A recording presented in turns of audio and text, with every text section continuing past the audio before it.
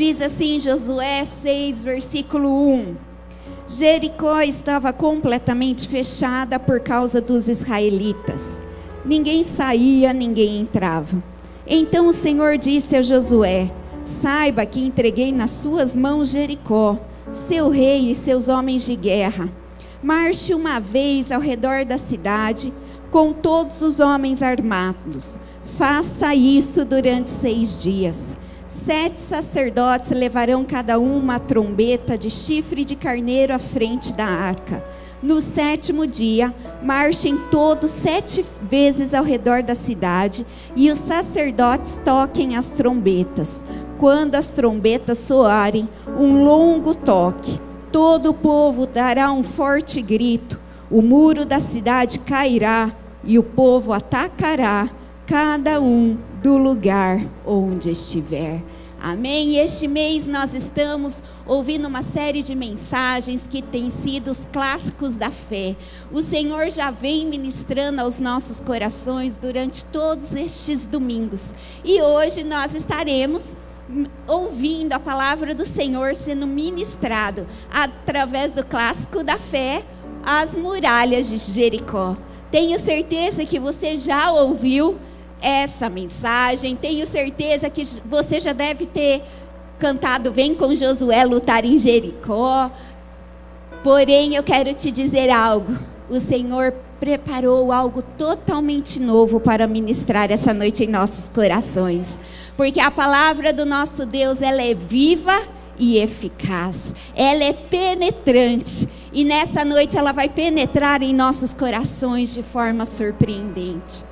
E antes de chegarmos exatamente neste capítulo, antes de chegarmos aqui neste momento da história, vamos relembrar um pouquinho a história do povo de Israel. O povo de Israel estava escravizado lá no Egito, e Deus levantou um homem, levantou Moisés, para ser o libertador de Israel. Ali Moisés foi e falou com o Faraó. Faraó endureceu seu coração. Então Deus mandou as 10 pragas do Egito. E através da última praga, o povo saiu liberto do Egito. E Moisés guiava esse povo pelo deserto. Foram 40 anos no deserto, porém crendo naquela promessa que Deus tinha dado a eles, que eles iam chegar a uma terra que manava leite e mel. E aquela terra era a terra da promessa, aquela terra era a terra onde eles iriam habitar. Eu quero te dizer nessa noite, Deus tem promessas para as nossas vidas. Não importa quanto tempo está demorando, fiel é aquele que prometeu, e Ele vai cumprir cada promessa dEle em nossas vidas. E então eles estão ali andando pelo deserto, quando de repente acontece de Moisés morrer. Irmãos, Moisés vir morrer não era uma morte qualquer. Não era um evento qualquer acontecendo para aquele povo. A morte de Moisés era algo muito sério para eles.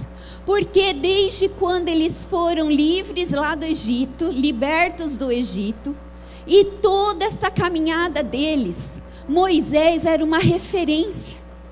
Tudo que eles iam fazer era direcionado por Moisés. Moisés era como se fosse a ligação deles com Deus. Eles saem do Egito, dão de cara com o mar. Moisés fala: fique calmo que o mar vai se abrir, e o mar se abre. Eles estão com sede, só tem água amarga. Moisés bate ali na água, a água fica doce. Então eles viam Moisés como se fosse um pedacinho de Deus presente no meio deles. Moisés era a ligação daquele povo com Deus. E perder Moisés era perder a referência. Perder Moisés era de repente perder a voz de Deus. E para muitos deles, perder Moisés era perder até mesmo a promessa. Porque quem agora ia saber conduzi-los até a terra prometida? Se quem tinha recebido tudo era Moisés desde o princípio. Nós temos vivido tempos difíceis, irmãos. Muitos de nós estamos perdendo pessoas queridas. Muitos de nós estamos perdendo emprego. Muitos de nós estamos perdendo os nossos negócios. Muitos de nós estamos tendo perdas financeiras. Alguns estão tendo até mesmo perdas familiares, porque está tendo um número de separação muito alto por esses dias. Estamos tendo perdas da nossa saúde emocional. E quantos de nós chegamos a questionar aonde está Deus? Quantos de nós chegamos a até mesmo perguntar: Deus, e agora como vai ser a minha vida? Eu perdi isso que era a minha base. Eu perdi essa pessoa que era o meu alicerce. Eu perdi este emprego que era a garantia do meu futuro. Eu perdi isso, eu perdi aquilo. Como será agora? Porém, assim como Deus disse para o povo de Israel, Ele diz essa noite para cada um de nós: a promessa que eu tenho para você não depende de homem algum. A promessa que eu tenho para você não depende de situação econômica do país. A promessa que eu tenho para você não depende da sua vida financeira. A promessa que eu tenho para você não depende de como vai o mundo. A promessa que eu tenho para você é verdadeira, porque depende de mim, que sou o Deus eterno. Eu sou o mesmo ontem, eu sou o mesmo hoje, eternamente. Eu fui fiel para agir o sobrenatural no passado, e eu continuo agindo hoje. E se você continuar estudando a história, lendo aqui esse trecho de Josué, a palavra de Deus nos conta que o povo estava ali lamentando a perda de Moisés. Eles começaram a lamentar e questionar Deus: Deus, como será agora? O que seremos de nós? Moisés, sim, era o melhor líder, Deus, que nós poderíamos ter. Quem agora pode ser um líder como Moisés? Deus, o que nós vamos fazer sem Moisés agora? E se nós sentirmos fome, quem que vai fazer cair maná do céu? E aqui nós vemos que o povo chorava, o povo se lamentava. E até fazia algo que é muito engraçado, né, irmãos? Que nós temos no dia de hoje. A gente fala de fulano. Fulano morre, ele se torna o reizinho, né? Ai, mas era bom demais. Mas era boa demais. E assim nós estávamos vendo ali. Até uns dias atrás, aquele povo estava reclamando de Moisés. E agora a palavra de Deus diz que eles estavam lamentando e chorando a perda de Moisés. Quantos de nós, irmãos, estamos aqui lamentando aquele namorado que foi embora? Quantos de nós estamos lamentando aquele emprego, porque aquele emprego era bom e o que eu vou fazer agora? Quantos de nós estamos aqui lamentando aquela viagem que eu fiz um dia? Ai, aquilo sim que era a vida. Nunca mais vou ter uma viagem igual àquela. Quantos de nós estamos lamentando aquela casa que a gente teve um dia? Quantos de nós estamos lamentando os amigos que tivemos? Existem pessoas lamentando até mesmo o corpo que já teve. E sabe o que Deus manda dizer essa noite? Chega de lamento. Não é mais hora de lamentar, não é mais hora de ficar chorando pelo que passou, porque o que passou ficou para trás, e eu te preparo para algo totalmente novo na sua vida. Irmãos, com todo respeito, eu digo aqui, todos nós precisamos vivenciar o luto, sim, das perdas. É normal quando você perde alguém que você ama, você vivenciar o luto. É normal você, quando perde um emprego ou perde um negócio, você sentir aquele luto da perda. E psicologicamente nós temos que vivenciar as fases do luto. Porém, a última fase do luto é a aceitação. E quando você chega na aceitação, você aceita que aquilo aconteceu e passa a viver a sua vida. Mas muitas pessoas estão presas no luto e têm tido a sua vida bloqueada por algo que aconteceu. Tem sua vida bloqueada porque aquele namorado de 1900 e bolinha poderia ter sido melhor para mim. Se eu tivesse feito aquela faculdade, de repente hoje eu era feliz. Se eu tivesse tomado essa decisão, se eu tivesse feito isso, irmãos, nós não vivemos por si, nós vivemos pela fé. E Deus manda te dizer nessa noite: tudo que você passou foi te preparando para chegar no dia de hoje. Sabe por quê? Porque continuando a história, nós vemos então chegar Josué. Irmão, Josué, ele era tipo da liderança de Moisés. Josué, ele era o líder de batalha de Moisés. Ele era um homem de confiança. Ele era um homem que Moisés mandava para as batalhas e as batalhas eram vencidas. E eu imagino que perder Moisés mexeu com Josué também. Imagino Josué conversando assim com Deus, no meu tipo Thalita, né? Pô, Deus, levei 40 anos para chegar no chefe. Agora que eu estava 5 chefes, o senhor mata ele? Pelo amor de Deus, né? Vai ser azarada assim. Não é possível, eu devo ter nascido virado para a lua. Agora que eu comecei a ser líder de batalha, estou vencendo guerras, podia virar alguém. Moisés morre. E eu imagino, irmãos, Josué tendo o tempo dele de oração. Ô Senhor, em nome de Jesus, prepara um bom líder para Israel. Ô Pai, mas prepara alguém que me ame. Prepare alguém que goste de mim também. Ô Senhor, em nome de Jesus, se for alguém que vá pegar no meu pé, me boicotar, não deixa não, Jesus.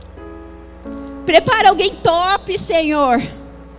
E mal sabia Josué que tudo que ele tinha passado com Moisés era preparando ele para este dia. E então o Senhor chama Josué e fala assim: Josué, eis que eu te chamo, agora você é o líder de Israel. E Josué, eu imagino que deve ter levado um susto, o quê? Mas eu só era o líder das batalhas. Não, eu te preparei para isso, por isso eu coloquei você do lado de Moisés. Por isso eu fiz você sobressair para Moisés, porque eu estava te preparando. E o Senhor falou algo para Josué que Ele fala para cada um de nós nessa noite. Ele diz em Josué 1:5, Ele diz assim: assim como estive com Moisés, estarei com você. Eu nunca te deixarei, eu nunca te abandonarei. Tudo que você passou foi para você chegar até aqui. E sabe do que? A partir de hoje é a sua vez de brilhar. A partir de hoje é a tua vez de dominar. A partir de hoje chegou a tua vez de assumir a terra prometida. Chegou a sua vez de brilhar. E o Senhor fala para você: não tenha medo.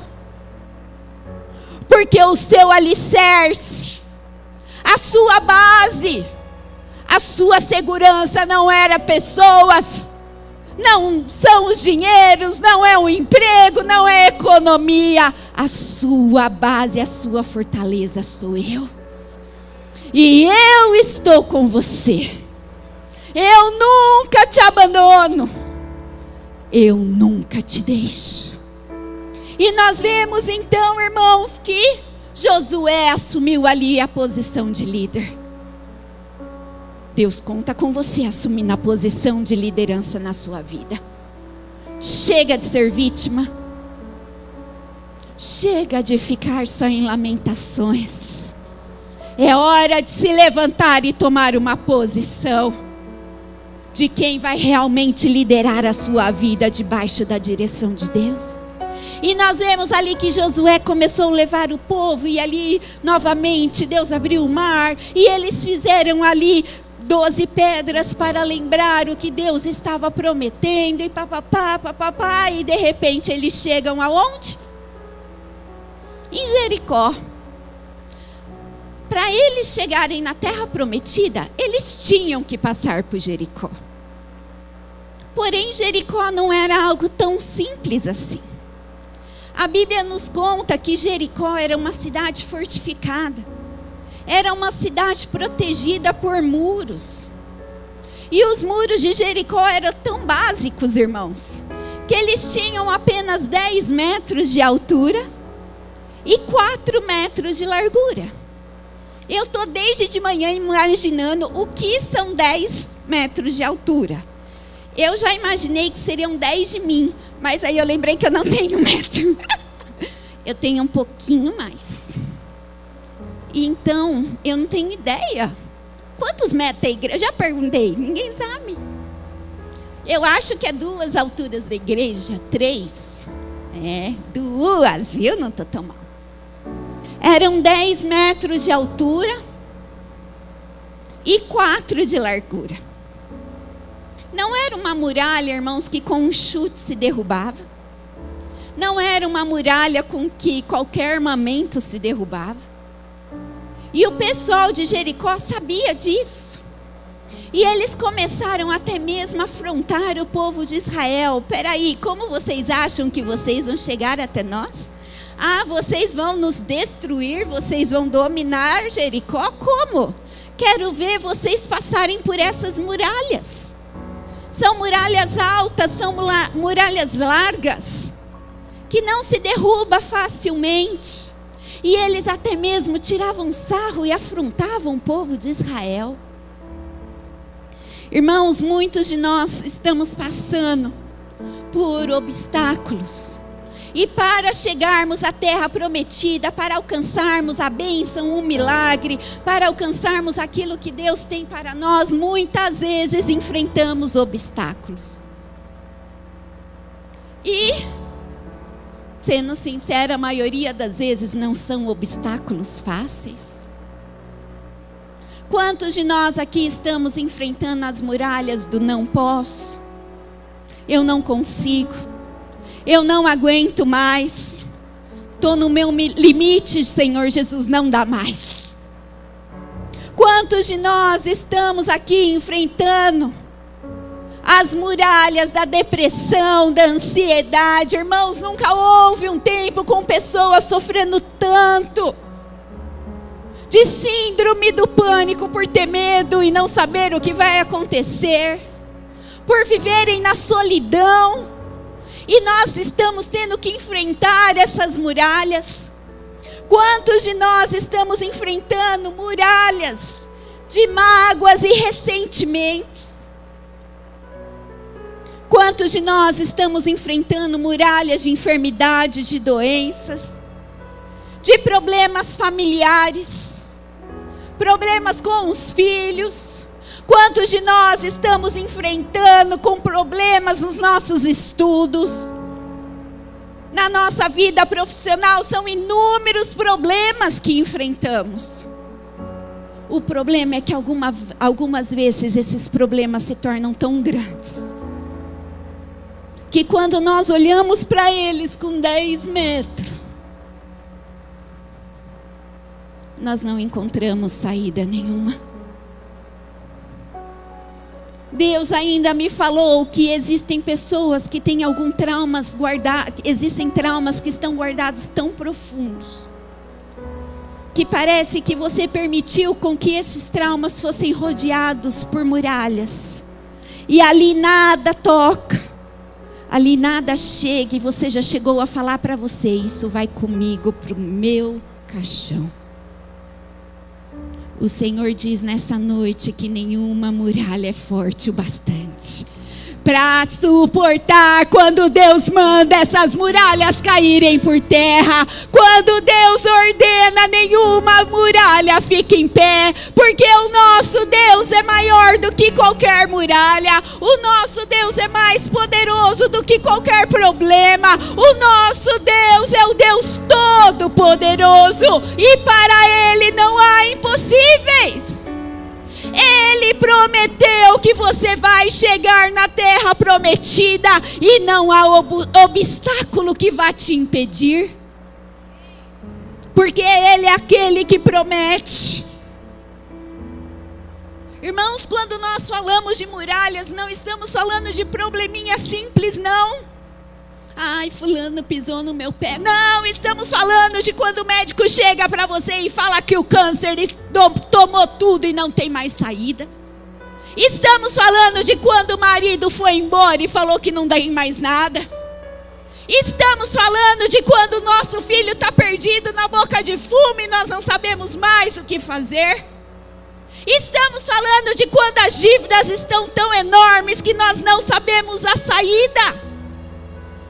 Essas são as muralhas que tentam nos impedir de chegarmos na terra prometida. Mas elas não são nada perto do nosso Deus. E Deus nessa noite manda te dizer: todas as muralhas cairão por terra em nome de Jesus. Aleluia.